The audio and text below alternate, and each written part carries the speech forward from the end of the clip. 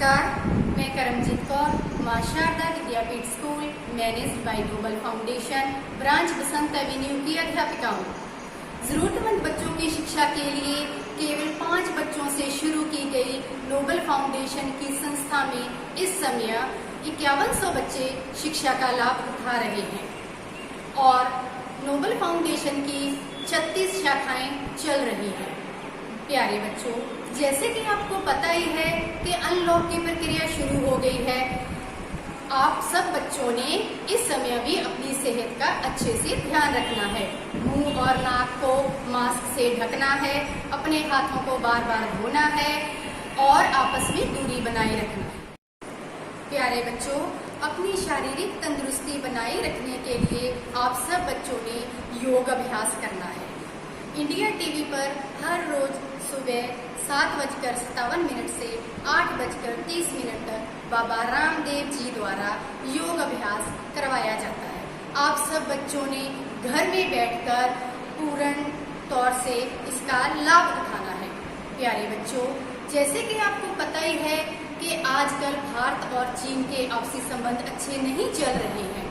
आप इसके तहत हमारे आदरणीय प्रधानमंत्री श्री नरेंद्र मोदी जी ने चीन द्वारा बनाए गए सभी ऐप्स और वस्तुओं का बहिष्कार करने का अनुरोध किया है। हम सब भारतवासी होने के नाते उनके द्वारा दिए गए निर्देशों का अच्छे से पालन भी कर रहे हैं। प्यारे बच्चों, आज 15 जुलाई दिन बुधवार हिंदी का टास्क लेकर मैं आपके सामने उपस्थित हुई हूँ। तो चलो बच्चों, सबसे पहले हम नर्सरी कक्षा का टास्क शुरू करते हैं। जैसे कि बच्चों, आपने अ से अ तक आपने स्वर किए हैं और आज नर्सरी वाले बच्चे आगे और पीछे वाले अक्षर लिखना सीखेंगे। तो बच्चों, जैसे ये अक्षर क्या है? ऊ। क्या है? ऊ से ऊन, और ऊ से ऊन से पहले जो अक्षर आता है वो है ऊ। क्या है बच्चों? ऊ।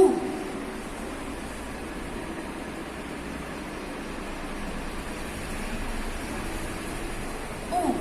इसी तरह बच्चों, आप सब ने अ, री और ई के जो आगे वाले अक्षर हैं वो आपने यहाँ अपने आप लिखने हैं। और बच्चों, इसके बाद ये हमने आगे वाले अक्षर लिखने सीखे हैं और उसके बाद हम पीछे वाले अक्षर लिखना सीखेंगे। जैसे ये है ए से एड़ी। एड़ी के बाद जो अक्षर आता है वो हम यहाँ लिखेंगे। देखो बच्चों, ए से एड़ी, ए से ऐनक। ठीक है बच्चों, आगे है औ, आ, उ। इन सब अक्षरों के जो पीछे वाले अक्षर आते हैं वो आप सब बच्चों ने अपने आप लिखने हैं। बच्चों, अब मैं LKG कक्षा का कार्य करवाने जा रही हूँ। LKG कक्षा का अ से य तक। इसमें मैं आपको अ से य तक पढ़ाना सिखाऊंगी। जैसे स्वर अ, आ, ई, उ, री, ए, ओ, अह।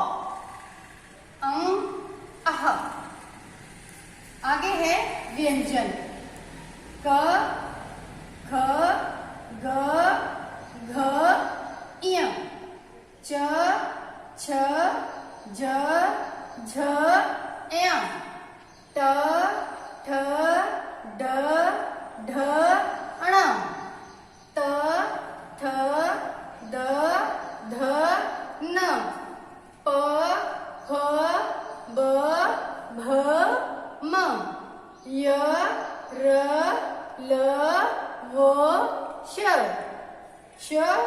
स, ह, श, त्र, ज्ञ।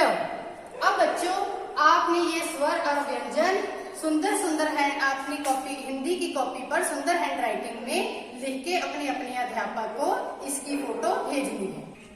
बच्चों, अब मैं कक्षा यूकेजी का कार्य आपको करवाने जा रही हूँ, जिसमें 2, 3 और 4 अक्षरों वाले शब्द लिखने हैं। जैसे घर घर, जग जग, टब टब, नल नल, वन वन, फल फल, रथ रथ, यज्ञ यज्ञ।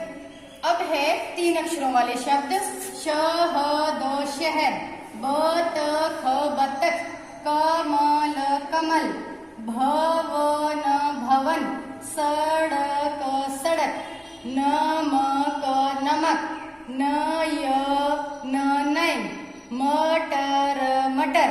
अब है 4 अक्षरों वाले शब्द अदरक अदरक, शलगम शलगम, थर्मस थर्मस, बरगद बरगद, उपवन उपवन, अजगर अजगर, शरबत शरबत, बर्तन बर्तन। बच्चों, आपने ये सारा कार्य अपनी अपनी कॉपी पर सुंदर लिखावट में लिखना है और चेकिंग के लिए अपने अपने अध्यापक को इसकी फोटो भेजनी है। प्यारे बच्चों, अब मैं कक्षा पहली का पाठ 5 खट्टे अंगूर आपको पढ़ाने जा रही हूँ। सब बच्चों ने ध्यान से सुनना है।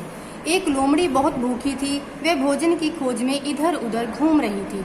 घूमती घूमती वे एक बाग में जा पहुंची। वहां अंगूर की बेलें लगी हुई थी। उन पर पके हुए अंगूरों के गुच्छे लटक रहे थे। वे अंगूर खाकर अपनी भूख शांत करना चाहती थी। अंगूरों के गुच्छे को पाने के लिए वे उछलने लगी। लोमड़ी उन तक पहुंच नहीं पा रही थी। बार बार कोशिश करने पर भी वे अंगूरों तक पहुंच ना सकी। उसने मन में सोचा कि अंगूर खट्टे हैं, इनको खाकर मैं बीमार हो जाऊंगी। इतना सोचकर वे बाग से बाहर चली गई।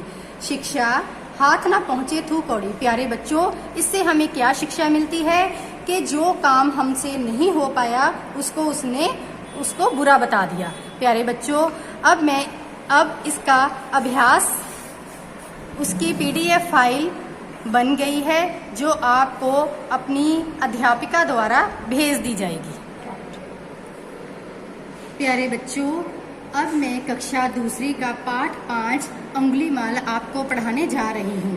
एक बार की बात है कि महात्मा बुद्ध कौशल की राजधानी श्रावस्ती गए। वहाँ का राजा प्रसेनजित था। वह उनका परम शिष्य था। एक बार वे श्रावस्ती पहुंचे तो उन्होंने राजा को उदास पाया। राजा ने अपनी उदासी का कारण एक अंगुलीमाल डाकू बताया। महात्मा बुद्ध ने राजा को धीरज बंधाया कि अंगुलीमाल पर विजय पाने के लिए विश्वास दिलाया। और पर अंगुलीमाल ने डाकू ने प्रतिज्ञा की थी कि 1000 मनुष्यों की हत्या करूंगा और उनकी एक एक उंगली काटकर अपनी माला में पिरो लूंगा। जब महात्मा बुद्ध जंगल से निकले तो उनको पीछे से एक आवाज सुनाई दी। झाड़ियों में से उनको अंगुलीमाल डाकू सामने खड़ा दिखाई दिया। उसका ऊंचा कद, काला शरीर, डरावना चेहरा था। महात्मा बुद्ध ने अपनी शांत दृष्टि उस पर डाली और कहा, मैं तो ठहर गया, भला तू कब ठहरेगा। डाकू ने सोचा, ये कौन है जो डरना तो दूर रहा, शांति पूर्वक मुस्कुरा रहा है। अंगुलीमाल घुटने टेक कर बोला, महात्म, मैं आपकी बात नहीं समझा। मैं आपके तेज से कांप रहा हूँ। बुद्ध ने उसी समय उसे उपदेश दिया और शांति, दया, प्रेम का पाठ पढ़ाकर अपना शिष्य बना लिया। प्यारे बच्चों, इसका अभ्यास कार्य हमने तैयार कर लिया है और आपको इसको PDF फाइल द्वारा आपकी अध्यापिका द्वारा सेंड कर दिया जाएगा। प्यारे बच्चों, अब मैं कक्षा तीसरी का पाठ 5 सांप से बदला आपको पढ़ाने जा रही हूँ। किसी तालाब के किनारे पर एक बहुत बड़ा पीपल का पेड़ था। उसकी डाली पर कौवा और कौवी घोंसला बनाकर रहा करते थे। उस पीपल के पेड़ की जड़ की खोखल में ही काला सांप भी रहा करता था। कौवी जब भी अंडे देती तो काला सांप चुपके से उनको आकर खा जाता। कुछ दिनों के बाद कौवे की पत्नी ने कहा कि ये इस तरह तो हम संतान के बिना ही रह जाएंगे, क्योंकि घर में सांप का निवास हो वहाँ अवश्य जान को खतरा बना रहता है। संतान के नष्ट होने से कौवा भी बहुत दुखी था। इस दुष्ट सांप से बदला ना लिया तो हमारा जीवन किस काम का होगा। कौवी फिर बोली, ये बलवान और आप इसकी तुलना में निर्बल है, आप इससे बदला कैसे लोगे। लोगे। कौए ने कहा, शरीर का बल ही नहीं, बुद्धि का बल भी सबसे बड़ा होता है। अपने घोंसले में बैठे उन्होंने एक राजकुमार को स्नान करते देखा। राजकुमार ने जब वस्त्र उतार कर रखे तो गले में पहना हुआ कीमती हार भी चट्टान पर रख दिया। दो पहरेदार खड़े आपस में बातें कर रहे थे। कौवी ने समय का लाभ उठाकर राजकुमार के उस हार को चोंच से पकड़ा और आकाश में ऊंची उड़ने लगी। कौवा भी उसके पीछे उड़ रहा था। पहरेदारों ने देखा कि हार पेड़ की जड़ में गिर गया। वे शीघ्र वहां पहुंच गए। उन्होंने देखा कि तो थोड़ी देर में उन्होंने देखा कि एक सांप भी वहां से निकला है। उन्होंने डंडे मार मार कर सांप को मार दिया। कौवा और कौवी इस दृश्य को देखकर बहुत प्रसन्न हुए। कौवी बोली, तुम बहुत बुद्धिमान हो, अपनी बुद्धि के बल से इस काले सांप से बदला ले ही लिया। प्यारे बच्चों, इससे हमें क्या शिक्षा मिलती है? काम बुद्धि से सिद्ध होते हैं, शारीरिक बल से नहीं। और बच्चे, इसका अभ्यास कार्य ये है जो सारा हमने PDF फाइल बना ली है और ये आपको आपकी टीचर के द्वारा भेज दी जाएगी।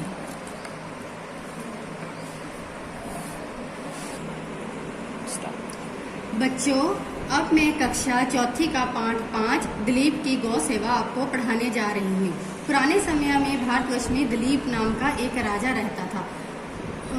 एक बार वह राजा दिलीप संतान के लिए गुरुकुल वशिष्ठ के आश्रम में गया, क्योंकि उनके घर संतान नहीं थी। उन्होंने कहा कि उन्होंने उनके संतान ना होने का कारण पूछा तो उन्होंने कहा कि आपने अपने आलस्य के कारण कामधेनु को प्रणाम नहीं किया था, इसीलिए आपके घर संतान नहीं हुई। यह सुनकर राजा चिंतित हो गया। उन्होंने उनसे उपाय पूछा। उन्होंने कहा कि एक नंदिनी नाम की कामधेनु की वशिया, आप उसकी सेवा करो तो आपकी मनोकामना पूरी होगी। वे उनकी सेवा में लग गए। उसका नंदिनी जब घने जंगल में गई तो एक शेर ने उसको जबरदस्ती पकड़ लिया। यह देखकर राजा उस शेर को छुड़वाने गया। उन्होंने बोला कि आप इसको मत खाओ, हो सको तो आप मुझे खा लीजिए। आखिरकार वह शेर राजा को खाने के लिए तैयार हो गया। वहाँ जब उसने देखा कि वहाँ शेर नहीं, केवल नंदिनी ही खड़ी थी, वह बोली, राजन, मैं आपकी सेवा से संतुष्ट हूँ, इसलिए अभी आप मेरा दूध पी लो। आपके घर एक पुत्र का जन्म होगा और अपनी पत्नी को भी ये दूध पिलाओ। घर जाकर राजा की पत्नी ने वह दूध पी लिया और उनके घर एक पुत्र ने जन्म लिया। शिक्षा, गौ सेवा हमेशा फलदायक होती है। प्यारे बच्चों, ये उसका अभ्यास है सारा आपने, और इसकी PDF फाइल आपको अपनी अध्यापिका के द्वारा भेज दी जाएगी। बच्चों, अब कक्षा 5वीं का पाठ 5 हमारा स्वास्थ्य मैं आपको पढ़ा रही हूँ। दुनिया में सबसे पहला सुख निरोगी काया है। हमें तन और मन स्वस्थ अगर हमारा रहता है तो इससे सबसे पहली आवश्यकता स्वच्छता है। तन की अर्थात शरीर की सफाई, शरीर के सभी अंगों को साफ रखना चाहिए, इनमें पसीना नहीं आना चाहिए। और अपनी त्वचा को साफ रखने के लिए हमें साबुन आदि का प्रयोग करके अच्छे से स्नान करना चाहिए। तन की सफाई के साथ हमें कपड़ों की सफाई का भी ध्यान रखना चाहिए। हमें साफ सुथरे कपड़े पहनने चाहिए और इन सब के अलावा हमें संतुलित आहार वगैरह खाना लेना चाहिए, जिसमें सब्जियां, दालें, फल, दही, पनीर आदि का आपको प्रयोग करना चाहिए। तन के साथ साथ मन की स्वच्छता एवं तंदुरुस्ती के लिए खेल खेलना, आसन करना, सुबह शाम सैर करना, योगाभ्यास करना आदि बड़े लाभकारी होते हैं। तन मन के बाद घर की सफाई और बाहर की सफाई का भी आपको अच्छे से ध्यान रखना चाहिए। घर की सफाई के बाद हमें बाहर की सफाई पर भी अच्छे से ध्यान रखना चाहिए। गंदे पानी से मलेरिया, हैजा आदि रोग फैलते हैं, तो साफ ठहरे हुए पानी में डेंगू आदि रोग फैलते हैं। इसलिए कूलरों, बाल्टियों, डिब्बों, पानी की टंकियों में पानी को ढककर रखना चाहिए।